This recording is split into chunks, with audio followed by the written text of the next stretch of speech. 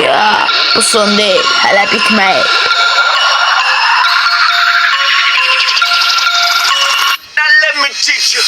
Ben üfüldüm bir bak adımı yazdım kenara sıktım yıldım gözüme bakmadım sağa sola.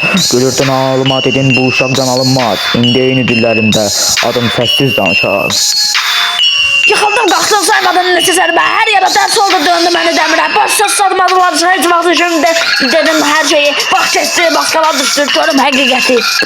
Hələ bitməyib yolum davam edir. Sıxım güllər indi səsi sevilir. Hələ bitməyib bax hələ buradayam. Məni silən hər kəsə cavabım oyaqdır. Dayanmazam. Ağamdan danışan üzümə sızdı, dar gündə yox olanlar sonradan yoluma püstü. Mən dəyişmədim, sadəcə günüm qaldı.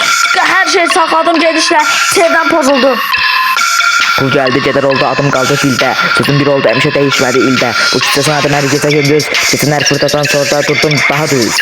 Gecələr uzun fikirlər axır, içimdə savaşlar, amma ruhum sağdı. Bu yol çətindir, amma dönən deyiləm. Hələ bitməyib, bunu sənə deyirəm.